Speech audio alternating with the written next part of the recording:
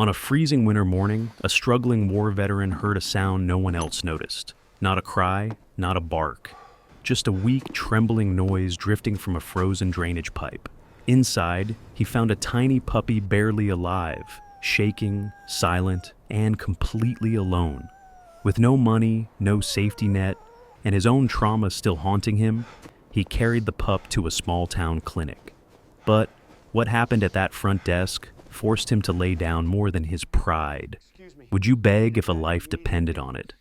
And could saving one fragile soul help heal two broken men and a dog with two fathers? Before we begin, tell me, where are you watching from? Drop your country in the comments and subscribe for stories that restore faith in humanity. Winter had settled deep into the town, heavy and unyielding. Snow crusted the sidewalks, the sky stayed the color of old steel, and the cold crept into places it didn't belong. The kind of cold that lingered, even indoors. Mark Wilson woke before dawn, as he always did. Not because he needed to, there was no schedule demanding it, but because his body never trusted sleep to last. He lay still for a moment on the narrow bed, eyes open, listening. Pipes hummed. Wind scraped along the side of the building. Somewhere far off, a truck shifted gears. Only then did he sit up. At 46, Mark moved with the economy of someone who had learned long ago not to waste energy. Broad-shouldered, lean from years of physical labor. His frame still carried the disciplined strength of a soldier, though time had softened the edges. His hair, once dark, was threaded with gray now, cropped short more out of habit than preference. A thin beard shadowed his jaw, not styled, just unattended. His eyes were steady but distant, the kind that missed nothing while revealing very little. He dressed the same way every morning, thick work boots, faded jeans, a flannel layered over a thermal shirt. Practical clothes, purposeful. There were no mirrors in the room. He'd taken one down years ago and never replaced it. The apartment above the garage was sparse, not unfinished, just empty in a careful way. Tools lined the walls in clean rows, sorted by use. A small table, a chair with one leg slightly shorter than the others. No photographs, no decorations, nothing that asked to be remembered. Mark preferred it that way. He brewed coffee strong enough to bite back and drank it standing near the window, staring at the pale glow of morning pressing against the snow. Silence filled the room, thick and waiting. He found himself counting his breaths without meaning to. 1, 2, 3. When the present felt solid again, he grabbed his coat and headed downstairs. The garage smelled of oil, cold metal, and old wood. His truck waited inside, a battered pickup with rusted edges and a heater that only worked when it felt like it. He made his living fixing what other people couldn't or wouldn't. Broken fences, frozen pipes, doors that refused to close all the way. It wasn't much, but it was honest, and it kept his hands busy. Busy hands meant quieter nights. Mark checked his phone. No new messages. That was normal. He told himself it was fine. He was halfway through loading his tools when he heard it. At first, he thought it was the wind, a trick of the cold funneling through alleyways. He froze, one hand still wrapped around the handle of a wrench. His shoulders tightened, muscles responding before his mind could catch up. The sound came again. Not loud, not sharp, small. Mark held his breath. It wasn't enough to demand attention, only enough to ask for it. His chest tightened in a way he didn't recognize at first. Then recognition hit, slow and unwelcome. The sound wasn't mechanical. It wasn't the scrape of metal or the groan of ice. It was alive. Easy, he muttered under his breath, though he wasn't sure who he was talking to, himself or whatever was out there. He stepped outside, boots crunching against the snow. The alley behind the garage was narrow, cluttered with trash bins and half-buried debris. The cold cut through his jacket instantly, sharp and invasive. His breath fogged in the air as he scanned the shadows. There, near the storm drain. Mark approached cautiously, each step measured. He crouched, ignoring the protest in his knees, and peered down. At first, he saw nothing but darkness. Then something shifted. A shape. too small. Curled tight against the concrete, barely moving, was a puppy, no bigger than a loaf of bread. Its fur was matted with ice, pale with frost, ribs rising and falling in shallow, uneven breaths. One ear twitched weakly, as if responding to a sound only it could hear. Mark swore under his breath, not in anger, but in disbelief. "Hey," he said quietly, voice low and steady. "Hey there." The puppy didn't lift its head, but its breathing hitched and a thin sound escaped its throat. Not a bark, not a whimper. Something fragile in between. Mark felt it then. That tightening behind the ribs. The one he spent years pretending didn't exist. He reached out, hesitated, then pulled his hand back. His fingers curled into a fist. He didn't trust himself with fragile things. Never had. The cold was stealing time. He knew that much. "All right," he said, more firmly now. "All right." He shrugged out of his coat and wrapped it carefully around the puppy, moving slowly so he wouldn't startle it. The animal barely reacted. Its body was frighteningly light in his hands. As he lifted it, the puppy's head shifted weakly, nose pressing against his wrist as if drawn by warmth. Mark stiffened. His breath caught. It wasn't fear that rose in him. It was something worse. Responsibility. He stood there longer than he meant to, snow seeping into his boots, the weight of the small body settling into his arms. The world seemed to narrow until there was only the sound of his own breathing and the fragile rhythm against his chest. "Don't do this," he murmured, though he didn't pull away. He turned toward the truck. Driving through town, Mark kept one hand on the wheel and the other cupped protectively around the bundle on the passenger seat. The heater sputtered, then gave up entirely. He adjusted the coat, tucking it closer. Images pressed in uninvited, cold nights, shallow breathing, waiting for help that didn't always come. He pushed them down. The veterinary clinic lights glowed ahead, warm and steady against the gray morning. Mark pulled into the lot and shut off the engine. For a moment, he stayed where he was. He thought of all the times he had walked away before things could hurt. All the times. Survival had meant leaving first. The puppy stirred, letting out another faint sound, not a plea, just a presence. Mark exhaled slowly and opened the door. Inside the clinic, warmth hit him like a wave.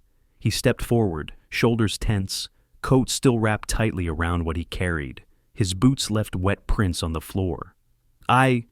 His voice faltered. He cleared his throat. "I found him outside."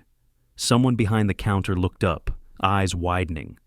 "Sir," "He was freezing," Mark said, words tumbling out faster now. "Barely breathing. I didn't know where else to go." The puppy shifted again, pressing faintly into his arm. Mark looked down at it, jaw tightening. His grip softened without him realizing it. For the first time in a long while, he hadn't walked away. And for reasons he didn't yet understand, that felt like a decision. The warmth of the clinic hit him a second too late. Mark stepped inside, the door swinging shut behind him with a soft, pneumatic hiss that sounded far too much like a seal locking into place. The cold clung to his clothes anyway, worked its way into the seams of his jacket, into his fingers, into the places warmth didn't reach right away.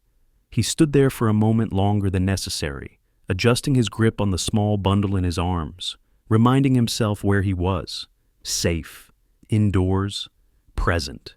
The tiny body pressed against his chest shuddered faintly.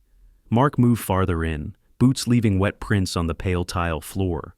The clinic smelled like antiseptic and metal, and something faintly sweet beneath it all, clean, controlled, unfamiliar. Fluorescent lights hummed overhead, steady and bright, washing the room in a colorless glow that made every shadow feel sharper.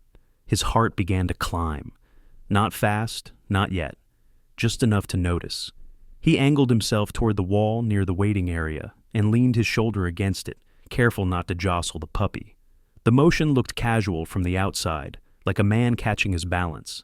Inside, it was a practice maneuver, one he'd learned years ago, long before small rooms and bright lights had started to feel dangerous. In through the nose, out through the mouth. The puppy shifted weakly, its breath brushing against his wrist in uneven puffs. Mark lowered his head until his forehead almost touched the top of the bundle, listening, counting the seconds between breaths. Still breathing. That mattered. A low metal clink sounded somewhere down the hall, a tray being set down, tools touching stainless steel. The sound slipped under his skin and lodged there, unwelcome. His shoulders tightened before he could stop them. The room felt narrower, the lights harsher. Mark pressed his palm flat against his chest, just left of center, grounding himself in the steady resistance of bone and muscle. 1, 2, 3. The noise passed. The room stayed. He exhaled slowly and scanned the waiting area. 2 chairs along one wall, a rack of pamphlets he didn't read, a counter ahead, tall enough to feel like a barrier even from here. No one looked at him directly. A woman in scrubs crossed the space with a clipboard tucked under her arm, eyes already somewhere else. Another figure disappeared through a door farther down the hall. Busy, not cruel, just busy. Mark shifted his weight and stepped toward the bench near the wall. He eased the puppy down onto a folded towel someone had left there earlier, moving with the same care he used when setting down fragile tools. The animal barely reacted, its body frighteningly light as it settled. Its ribs fluttered beneath its skin, breath shallow and uneven, like it was trying not to wake itself. Mark crouched beside the bench, eyes level with the small rise and fall of its chest. "Hey," he murmured, barely more than air. "I'm here." The puppy's ear twitched, just once, not in response. More like reflex. He leaned closer, close enough to feel the faint warmth leaking from the towel, close enough to be certain the puppy hadn't stopped breathing while he wasn't looking. His jaw tightened. He forced it to relax again. "Not yet. Stay steady." Another metallic sound echoed down the corridor, this one sharper. Mark flinched before he could stop himself, fingers curling into the towel. The room tilted for a fraction of a second, not enough to fall, but enough to remind him how easily it could happen. He straightened slowly, back against the wall again, hand to chest. 1, 2, 3. A memory tried to surface then. Cold floors, white lights, the smell of disinfectant layered over fear, but he pushed it back down before it could take shape. This wasn't that. This wasn't then. The puppy let out a thin sound, barely audible, not a whimper, not a cry, something smaller, apologetic almost. Mark swallowed hard. "I know," he whispered. "I know." A pair of footsteps passed behind him. Someone glanced at the bench, at the towel, at the small, shaking form on it. Their gaze lingered for a second, long enough to register concern, but then they kept moving. No pause, no questions yet. Mark watched them go, something tight twisting low in his chest. Not anger, something quieter. The familiar weight of being unseen. He looked back down at the puppy and forced his breathing to match its rhythm. Shallow, careful, present. Minutes passed that way, or maybe seconds. Time did strange things in rooms like this. The lights hummed, a phone rang somewhere, a door opened and closed again. The puppy's breathing stuttered. Mark was on his feet instantly, hands hovering uselessly over the towel. His pulse spiked, sharp and hot. He bent low, ear close to the tiny chest, listening harder than before. Still there, still breathing. He let out a breath he hadn't realized he was holding, and closed his eyes for half a second, just half, long enough to steady himself. When he opened them again, the counter didn't feel quite so far away. Mark gathered the puppy back into his arms, cradling it close. The towel slipped, but he caught it, tucking it tighter, shielding the small body from the draft he hadn't noticed before. He straightened his shoulders. Whatever came next, he would stay upright for it. He took one step toward the counter, then another. Each footfall sounded too loud on the tile. Each breath felt deliberate. He could feel the weight of eyes now, not fixed on him exactly, but aware, expectant. Mark stopped just short of the desk, fingers tightening around the bundle. He glanced down once more at the puppy, memorizing the feel of it there, the fragile warmth, the faint rise and fall. "I've got you," he said softly, to the puppy, to himself. Then he lifted his head and faced the counter. Morning light filtered weakly through the frosted windows of Silver Pine Veterinary Clinic, turning the white walls a dull gray.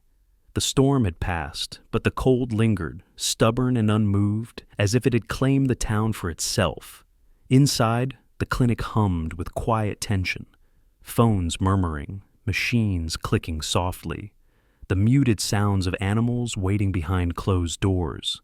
Mark stood at the front desk, shoulders squared, the puppy cradled close to his chest.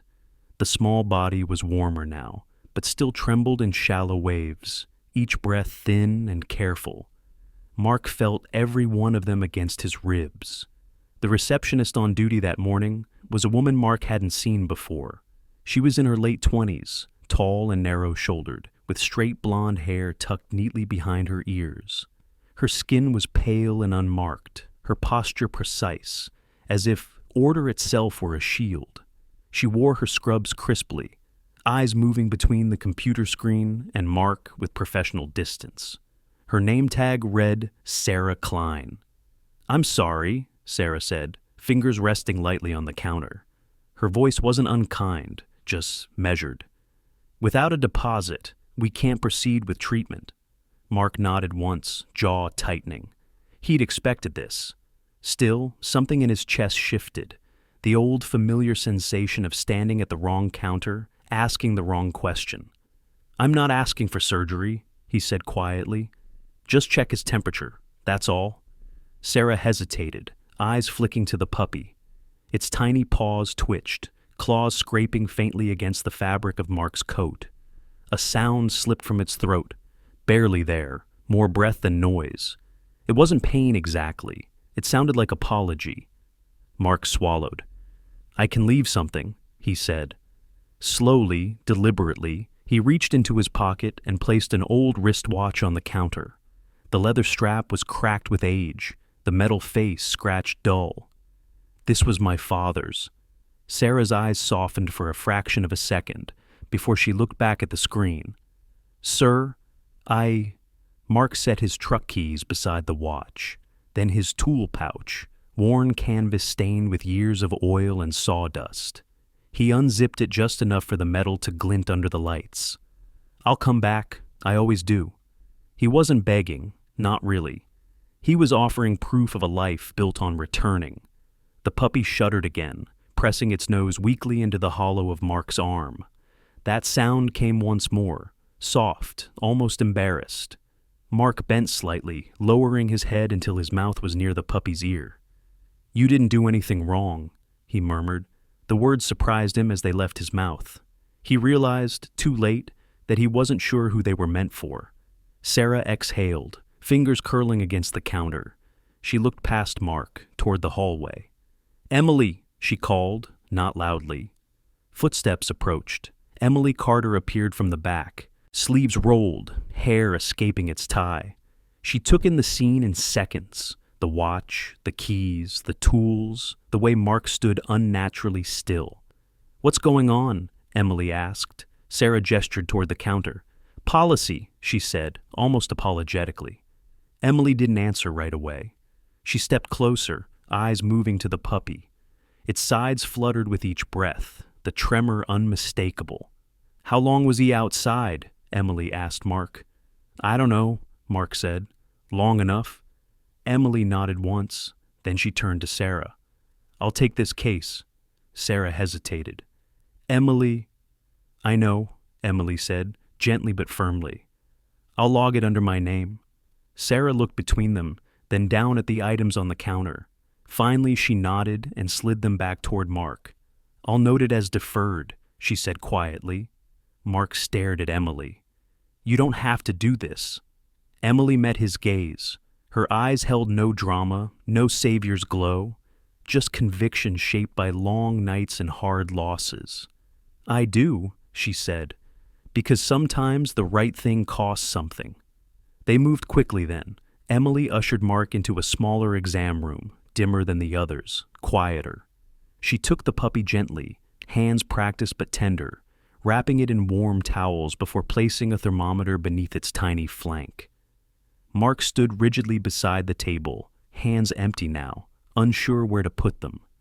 "Low," Emily said softly, reading the screen. "Still dangerous, but better than before." Mark closed his eyes briefly. His shoulders sagged, the fight draining out of him all at once. Emily glanced at him. "You okay?" He nodded, though his throat burned. I don't like owing people. Emily smiled faintly. Then don't think of it that way. The puppy stirred again, releasing another faint sound. Emily paused, listening. He's vocalizing more, she said. That's a good sign. Mark watched the tiny chest rise and fall. He sounds like he's saying sorry. Emily looked at him, curiosity flickering. That's not what I hear, she said. I hear someone who wants to stay. Something settled in Mark's chest at that. When they were finished, Emily handed the puppy back, bundled tightly. You'll need to keep him warm, she said, and bring him back tomorrow. I will, Mark said. No hesitation this time. At the door he paused. Pride still sat heavy in him. But it felt different now. Less like armor, more like something that could be set down. Thank you, he said. Emily nodded. See you tomorrow, Mark. Outside, the cold met him again, but it no longer felt like punishment. The puppy shifted in his arms, warmer, heavier than before. Mark adjusted his coat and walked toward his truck, carrying more than he had when he came in, but somehow standing lighter. Night settled over Silver Pine, with a quiet that felt heavier than the snow itself. The clinic lights dimmed to their evening glow, soft and amber, turning the hallways into narrow rivers of warmth against the cold. Outside, the town held its breath. Inside, the puppy lay wrapped in layers of clean towels beneath a low heating lamp, its tiny body still fighting to remember how to keep itself alive. Emily Carter stood at the foot of the exam table, arms folded loosely, watching the monitor with a calm that had been earned rather than learned. In her mid-30s, Emily carried herself with a grounded steadiness. Average height, athletic build, dark hair pulled into a practical knot that never quite held through long shifts. Her face bore faint lines around the eyes, not from age but from years of concentration and nights that had demanded more than they should. She spoke softly by habit, not gentleness, the way people did when they understood that volume rarely equaled authority. He needs to stay, she said, not looking up. Hypothermia rebounds sometimes. We warm him too fast. His body can crash. Mark nodded, though his attention never left the small shape beneath the towels. The puppy's chest rose and fell in shallow rhythm, each breath a careful negotiation. Its fur, still damp despite the warmth, lay flattened against its ribs, revealing how little there was beneath. The pale coat carried faint markings that hinted at something sturdier it might one day become, but for now it looked unfinished, as if the world had rushed it into being and then forgotten to come back. Can I? Mark began, then stopped. He wasn't sure what he was asking for. Permission, maybe, or forgiveness. Emily glanced at him. You can sit with him, she said. Just don't touch unless he moves toward you. She pulled a chair close to the table and stepped aside. Mark took the seat slowly, as if any sudden movement might break the fragile balance holding the night together. He folded his hands in his lap. For a long moment, he simply breathed, matching the slow cadence of the room. The puppy shivered once, a small ripple passing through its body. A sound escaped its throat, thin, uneven, barely there. Mark leaned forward, stopping short of contact. It's okay, he whispered. His voice came out rougher than he intended, like something pulled from deep water. You're safe. The words lingered in the air between them. The puppy's ears twitched, its breathing hitched, then steadied, as if the sound had found something it recognized.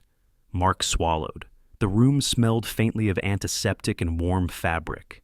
Somewhere down the hall, a dog barked once, and then fell quiet. The clock ticked.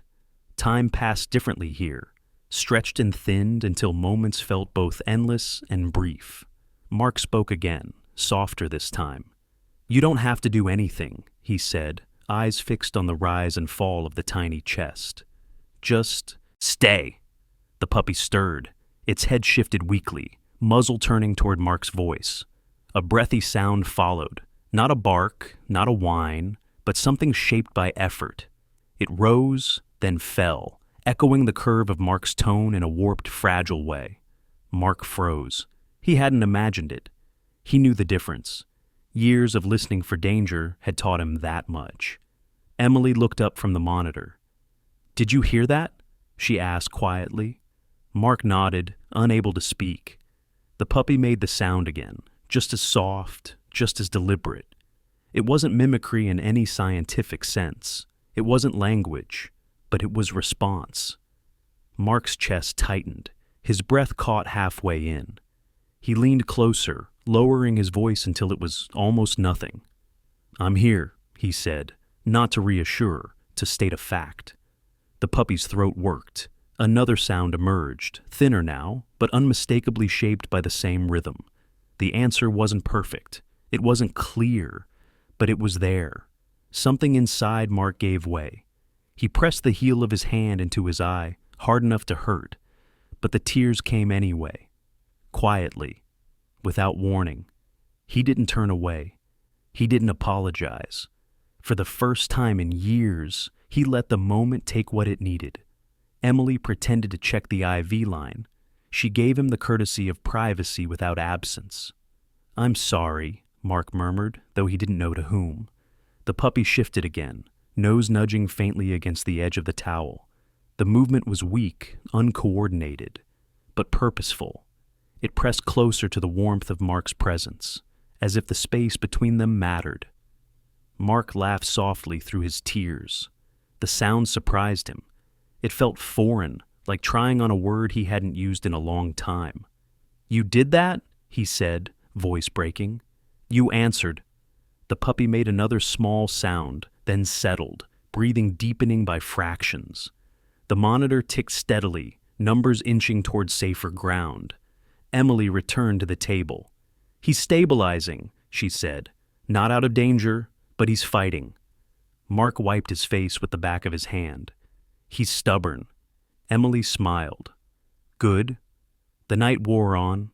Emily checked vitals, adjusted the lamp, and left Mark alone again. Hours passed measured by the clock and the slow warming of a tiny body. Mark spoke to the puppy the way he had never spoken to anyone, not filling silence, not explaining, just naming what was true. "It's cold out there," he said at one point, "but you don't have to go back tonight." The puppy breathed. "You don't owe me anything," he said later. "Just stay." Another soft sound, closer this time. Mark rested his forearms on his knees, leaning in until the warmth of the lamp brushed his face. Memories tried to surface. Other nights, other rooms, voices calling into darkness that never answered. He didn't push them away. He let them pass. Near dawn, the puppy stirred more fully. Its eyes fluttered open, dark, unfocused, but searching. It made a small, questioning noise, rising at the end like an unfinished thought. Mark felt it land somewhere deep and careful inside him. "Scout," he said suddenly, without planning it.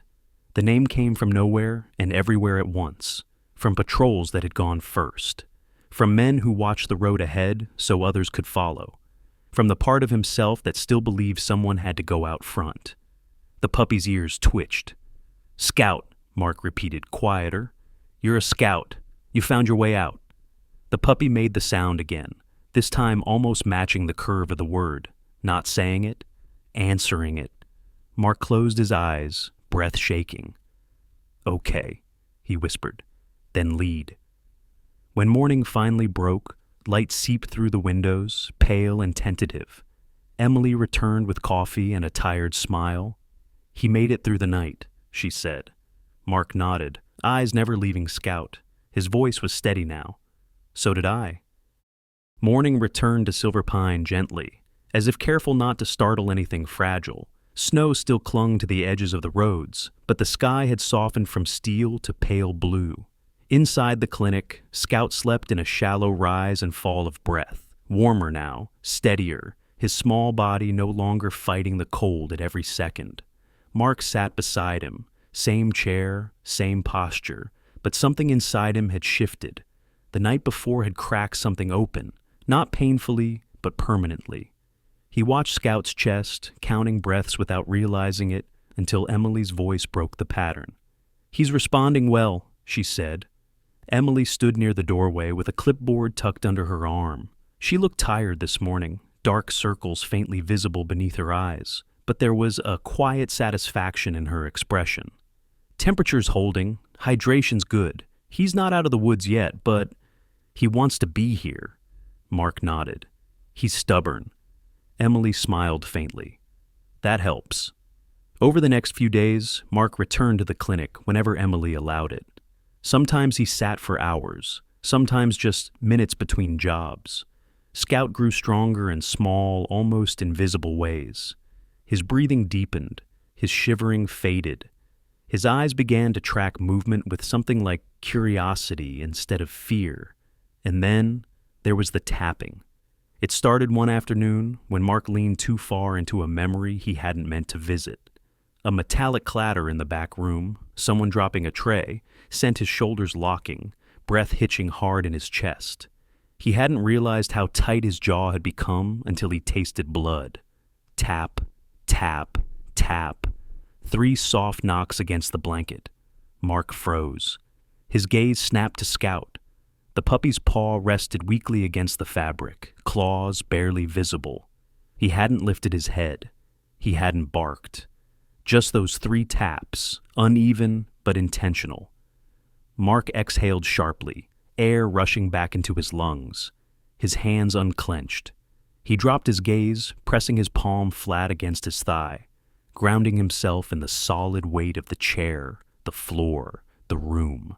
Scout's paw fell back, the effort spent. From that moment on, it became their language. Whenever Mark's breathing quickened, whenever his eyes glazed over and the room began to slip sideways, Scout tapped. Sometimes once, sometimes twice, often 3 times. Not loud, not demanding, just enough to be felt. Emily noticed it on the 3rd day. He does that when you're tense, she said quietly, watching from the counter. Mark shrugged, uncomfortable with the attention. Probably coincidence? Emily didn't argue. She'd learned when to let truths speak for themselves. The clinic eventually discharged Scout to Mark's care under strict instructions. Warmth, quiet, return visits, no sudden stress. Emily made it clear this was temporary. Foster care until Scout was strong enough for the next step. Mark signed the papers with steady hands. Back in the apartment above the garage, the space felt different with Scout inside it. The emptiness no longer felt intentional. Scout slept in a box lined with old towels near the heater, his body curled tight, nose tucked beneath his tail. Mark moved carefully, aware of every sound he made, as if the walls themselves might wake something dangerous. The first night home, Mark woke gasping, heart pounding, sweat cold against his skin. No tapping. The silence hit harder than the panic.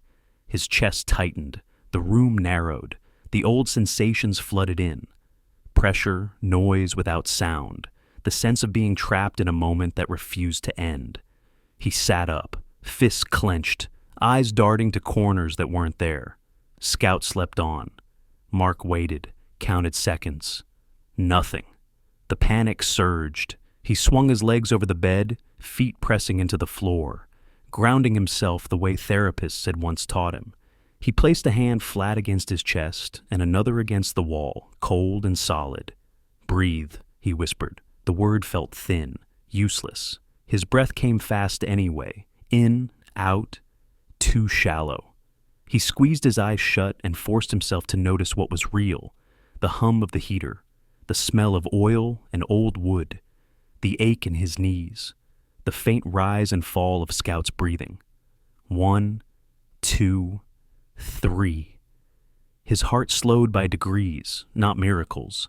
When he opened his eyes, Scout was awake. The puppy hadn't moved from his box. He hadn't lifted his head, but his paw stretched just far enough to touch the edge of the towel. Tap, tap, barely there.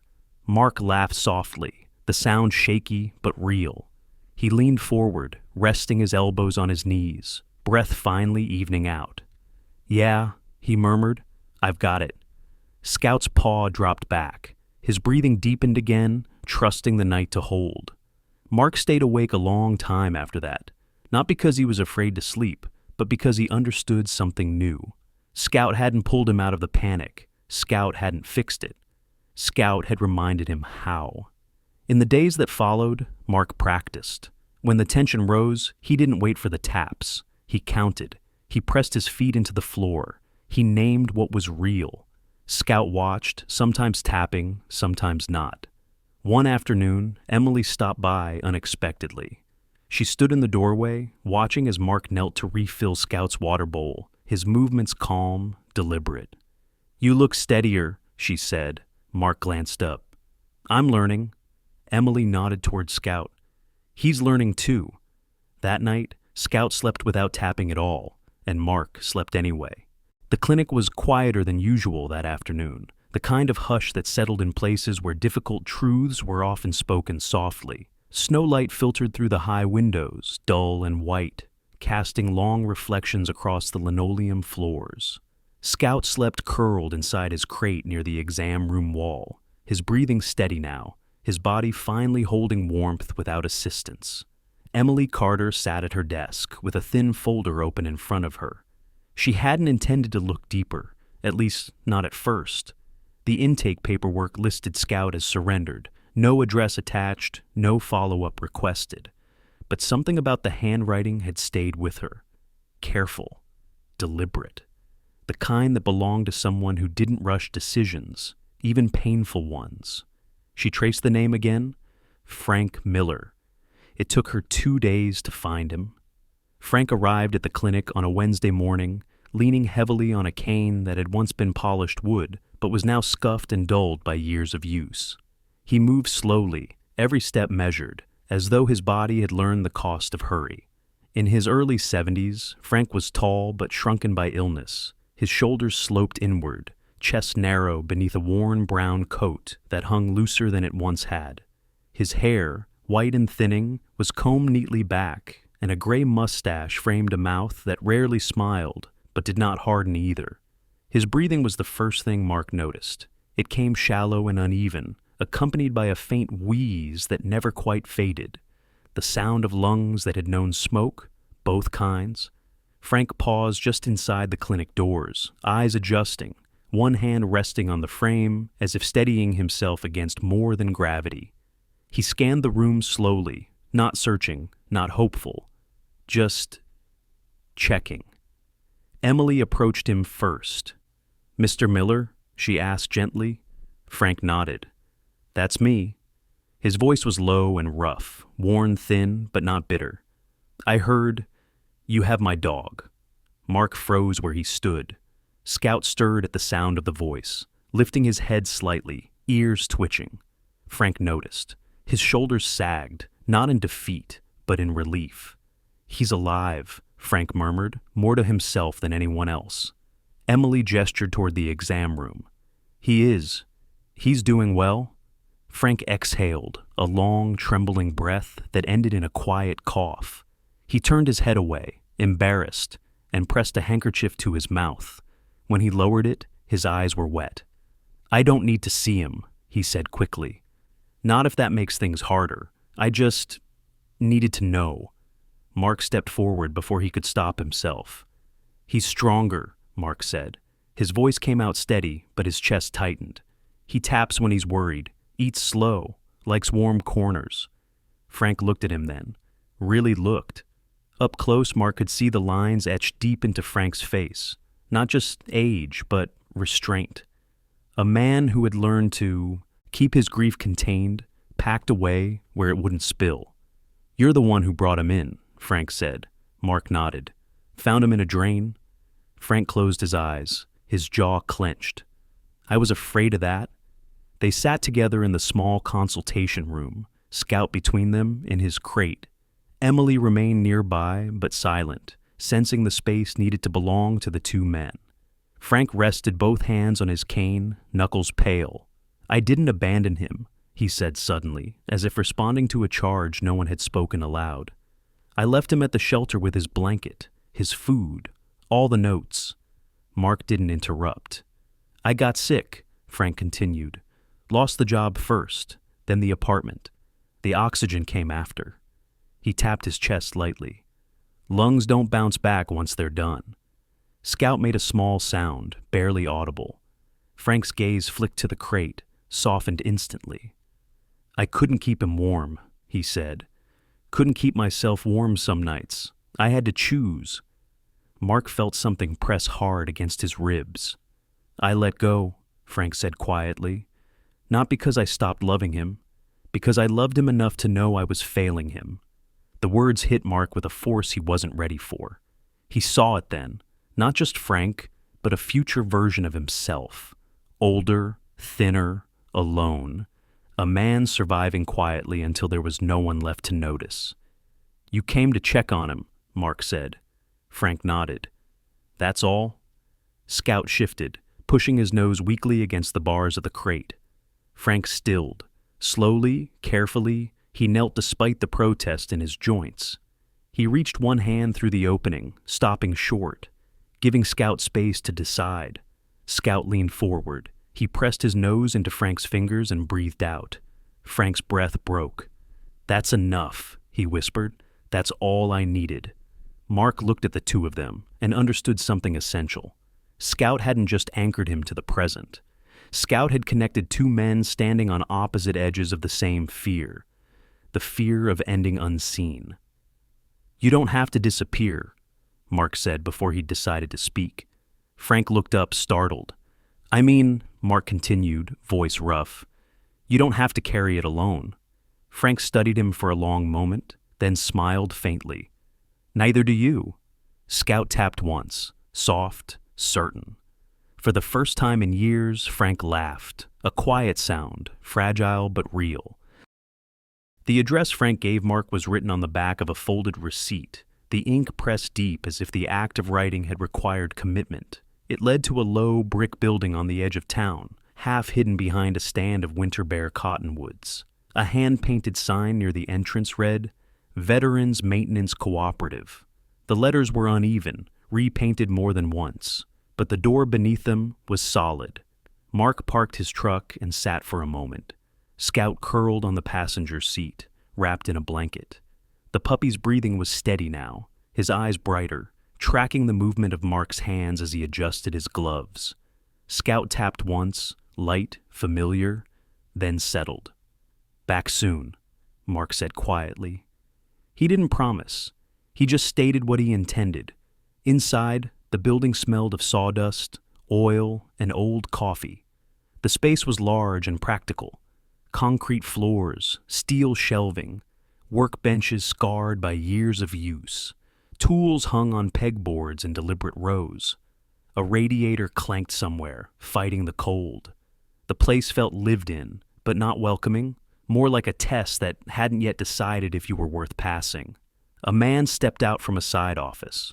Raymond Cole, early 50s, thick through the shoulders, beard trimmed close, eyes sharp beneath heavy brows. His movements were economical, not unfriendly, but not indulgent either. A limp slowed his right side, the kind that never fully healed and never fully complained. "You lost?" Raymond asked. "No," Mark said. "I'm here to work." Raymond studied him from boots to jawline. Mark felt the old instinct to square up, to brace for evaluation. He didn't fight it. He stood where he was. "We're full," Raymond said, "and this isn't charity." "I'm not asking for charity," Mark replied. "I'll work a trial, unpaid." Raymond raised an eyebrow. "You think that proves something?" "It proves I'm still useful," Mark said. There it was, the thing Mark hadn't meant to say and couldn't take back. Raymond's gaze lingered. "We start at 6. You miss a day, you're done." "I won't miss," Mark said. The trial days were long and deliberately hard. Mark cleaned grease pits no one wanted to touch, hauled broken equipment across the lot, worked in the cold until his fingers burned. He didn't explain himself. He didn't ask for lighter tasks. He worked until his back ached and his hands shook, then worked a little more. At night, he returned home exhausted, Scout waiting by the heater, tail flicking weakly when Mark entered. Sometimes Scout tapped when Mark's shoulders locked from a dropped wrench or a sudden shout. Sometimes he didn't. Mark learned to notice before the taps. He learned to pause, to breathe, to stay. Raymond watched without comment. So did the others, men and women of different ages, most carrying injuries that had rewritten their bodies. No one asked Mark where he'd served. No one asked why he was quiet. The work spoke first. On the 5th day, Raymond called Mark into the office. "You're steady," he said. "You don't cut corners. You don't panic." Mark nodded. "I can keep going."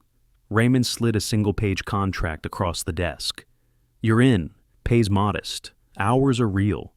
Mark signed without hesitation. That afternoon, Mark returned to the clinic to tell Frank. He found the older man sitting near Scout's crate, hands folded over his cane, posture careful. Frank looked up, eyes searching. "They took me," Mark said simply. Frank exhaled, the relief unmistakable.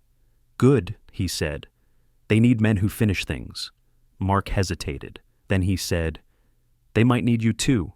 Frank blinked. "No," he said, gentle but firm. "My lungs?" "I know," Mark said. "Not heavy work, storage, inventory, watering, things that matter but don't break you." Frank looked away, pride and fear crossing his face like weather. "I don't want a favor." "It wouldn't be," Mark said. "You'd be useful." Frank swallowed. The word landed carefully.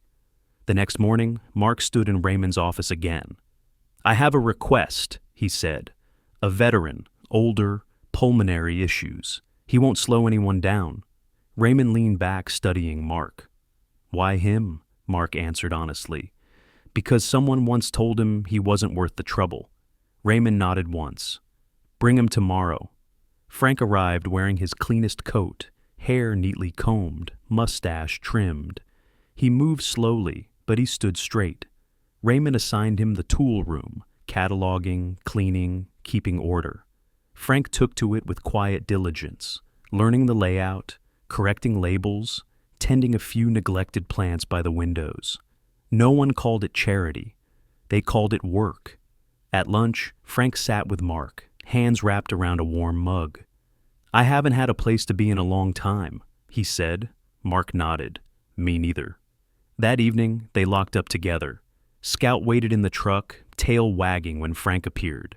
Frank rested a hand on the doorframe, breathing carefully, smiling despite himself. "He looks good," Frank said. "He's getting there," Mark replied. Scout tapped once against the seat, as if to agree. For the first time, the future didn't feel like a narrowing corridor. It felt like a door, small maybe, but spring arrived quietly, not with warmth, but with permission. Snow retreated from the sidewalks in thin, uneven lines, revealing the dull gray beneath. Water dripped from eaves. The town exhaled. Mark noticed it in small ways. How Scout lingered longer at the doorway. How Frank no longer rushed to sit when he arrived. How mornings felt less like something to endure and more like something to enter. They fell into routines without naming them. Cheap coffee from the gas station on the corner, the kind that tasted burned but stayed hot. Frank preferred it black, steadying the cup with both hands, breath still shallow but less anxious. Mark drank his with too much sugar, a habit he never corrected. They talked about practical things first, weather, work schedules, which hinge on the back door needed oiling. The important things came later, if at all. Frank moved into the small spare room above the garage after a night when the wind cut too sharply through his apartment walls. He insisted it was temporary. Mark didn't argue. The room stayed simple: a narrow bed, a lamp, a chair by the window. Frank brought little with him: medication bottles lined carefully on the dresser, a folded flag tucked into a drawer, a photograph of a younger man in uniform that he never displayed. Scout adapted fastest. His legs grew stronger, his appetite steadier, his coat thickened, the pale markings darkening into clearer lines. He slept where the warmth gathered, sometimes near Mark's boots, sometimes beside Frank's chair. He tapped less now, not because he was needed less, but because he trusted more. Frank watched Mark closely, though he pretended not to. He noticed how Mark paused before sudden noises, how his hands tightened before relaxing again. One afternoon, as they worked on a sticking door hinge, Frank handed Mark the oil without being asked. "You don't have to rush," Frank said. "Nothing's chasing us." Mark nodded, surprised by how easily the words settled. In return, Mark learned Frank's rhythms, which pills came with food, which ones waited, how long Frank could walk before his breathing turned brittle. Mark didn't hover. He simply remembered. He drove Frank to appointments without comment, sat in waiting rooms without checking the time, learned to listen for wheezing the way he once listened for distant threats. Scout stayed between them, tail thumping softly, eyes moving back and forth as if counting. On Sundays, they sat on the porch and watched the snow melt, carve thin paths through the yard. Frank talked then about the years after service, the jobs that ended quietly, the nights he stayed awake listening to his own breath. He spoke without drama, as if listing facts long overdue for acknowledgement. "I thought disappearing would be easier," Frank admitted once. "Less trouble for everyone." Mark stared out at the yard. "I used to think surviving was enough." Scout lifted his head at the change in tone. They didn't correct each other, they let the words stand. Emily visited one evening with a bag of supplies and an expression that suggested she'd guessed more than she'd been told. She watched Frank organize Scout's medication chart with careful hands, watched Mark kneel to adjust the puppy's blanket without being asked. "You've built something here," she said quietly. Frank smiled. "We're trying not to waste it." Emily nodded, satisfied. She left without advice. Life didn't fix itself. Work remained hard. Frank's lungs didn't improve. Mark still woke some nights with his heart racing. But the mornings came easier. Coffee tasted better when shared. Silence no longer meant danger. Scout grew into the space between them, not owned, not claimed. He answered to both voices, rested against both legs. 2 men, 1 dog, 1 home. Not perfect, just present. When summer finally broke through, Mark realized something had shifted. He wasn't being pulled forward anymore. He was walking. Frank noticed it too. "You're not bracing all the time," he said. Mark nodded. "Neither are you." Scout tapped once, then settled. The decision was made quietly, without ceremony, the way most necessary things were. It came not from pressure or policy, but from an understanding that had grown slowly between 3 lives, learning how not to cling. Scout belonged, legally and by responsibility, with Frank. Frank's health required consistency, medication schedules, monitored breathing, routines that steadied the days. Scout had once been part of that rhythm, and the bond between them hadn't vanished simply because time and hardship had intervened. The clinic paperwork confirmed what everyone already knew. Scout had an owner, and that owner had never stopped caring. Mark signed his name where it was needed, hand steady. He surprised himself with that. Frank moved back into his small rental on the south end of town, a modest single-story place with a wide front porch and a railing Scout could rest his chin on. The house smelled faintly of menthol and old books. Frank kept it clean, but sparse, as if excess belonged to another life. He placed Scout's bed near the heater, set the bowls with careful symmetry, taped the medication chart to the fridge where it could not be missed. Scout adapted with the quiet resilience he'd always shown. He learned Frank's breathing patterns again, curled near his feet during long afternoons, followed him from room to room with watchful eyes. He slept lightly, always aware, always present. But Scout never forgot the sound of Mark's truck. Whenever Mark pulled into the maintenance cooperative lot, Scout's ears lifted. Sometimes he tapped the floor once, sometimes 3 times. Then he waited, tail still, body angled toward the door. Frank noticed and smiled. "Go on," he'd say, waving a hand. "He's not going anywhere." Scout trotted across the lot, paws quick and confident now, weaving between workbenches until he reached Mark. He pressed into Mark's legs, solid and warm, and tapped 3 familiar knocks against the concrete. Mark crouched, resting his forehead briefly against Scout's neck. Not clinging, just acknowledging. "I hear you," he murmured. "I'm here." Mark no longer panicked when Scout left again. He watched Frank walk him back, cane tapping in counterpoint to Scout's steps, and felt something steadier take root inside him. The fear that love only existed when it was held tight had loosened its grip. Frank changed too. He no longer rushed his evenings into silence. Mark visited often, sometimes to help fix a window latch, sometimes just to sit on the porch and share a thermos of coffee. Frank talked more freely now, not because loneliness had vanished, but because it no longer defined him. He spoke of old unit mates, of mistakes that still ached, of moments he'd once believed erased him. "You gave me something back," Frank said one evening, watching Scout chase moths near the porch light. Mark shook his head. "You kept it alive." Scout settled between them, body touching. Both knees. Emily noticed the change when she saw them together at a follow-up appointment. Frank stood taller. Mark's shoulders were lower. Scout moved easily between them, answering to both names spoken in different tones. "This looks right," Emily said quietly. It was. On the day Scout officially moved in with Frank full-time, Mark helped carry the last box inside. He lingered by the door, hands in his pockets, feeling the old reflex stir. "Stay, don't leave, don't let this end." Scout tapped once against the floor, then padded back to Frank, tail wagging. Mark exhaled. "I'll see you tomorrow," he said. Scout looked back once, eyes bright. No fear, no confusion, just trust. Mark drove away without looking in the rearview mirror. He didn't need to. Some bonds didn't weaken with distance. They widened. That night, alone in his apartment, Mark slept through until morning, and across town, Frank slept too. Breathing steady, Scout warm at his side, the quiet no longer an echo. Spring finished what winter had started.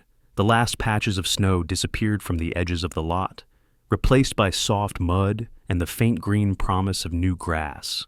At the Veterans Maintenance Cooperative, Mark stood at the fence line with a toolbox open at his feet, replacing warped boards one by one. The work was steady, unglamorous, and deeply satisfying. Each post he set straight felt like a quiet argument against the years he had spent bracing for collapse. Frank sat on the porch bench a few yards away, wrapped in a light jacket despite the mild air. The illness hadn't left him, but it no longer dictated the shape of his days. His posture was careful, his breathing measured, yet his eyes followed Mark's movements with something close to pride. The sun caught the silver in his thinning hair, and for a moment he looked exactly like what he had become, an elder still rooted in the present. Scout lay between them, stretched out in the warm dirt, ears half lifted, eyes drifting from one man to the other. He had grown into himself now. His body was lean but strong, his coat healthy and bright, his movements confident without being reckless. He no longer needed to tap often. The world, for the most part, made sense. Mark stepped back from the fence, wiping his hands on a rag. He caught Frank watching and smiled, small but genuine. "That last hinge should hold." Frank nodded. "You do solid work. Always have." Mark hesitated, then said it. "Thanks, Dad." The word landed without ceremony. Frank's breath caught, then steadied. He didn't correct it. He simply nodded once, eyes damp, and let the moment stand as proof that some titles were earned, not assigned. A car pulled into the lot, tires crunching softly over gravel. Emily stepped out, sleeves rolled, hair loose around her shoulders. She no longer wore her clinic coat. Today she looked like someone who had chosen to stay. Simple jeans, a faded sweater, hands unburdened by urgency. In her mid-30s, Emily carried herself with the ease of someone who had learned where she belonged.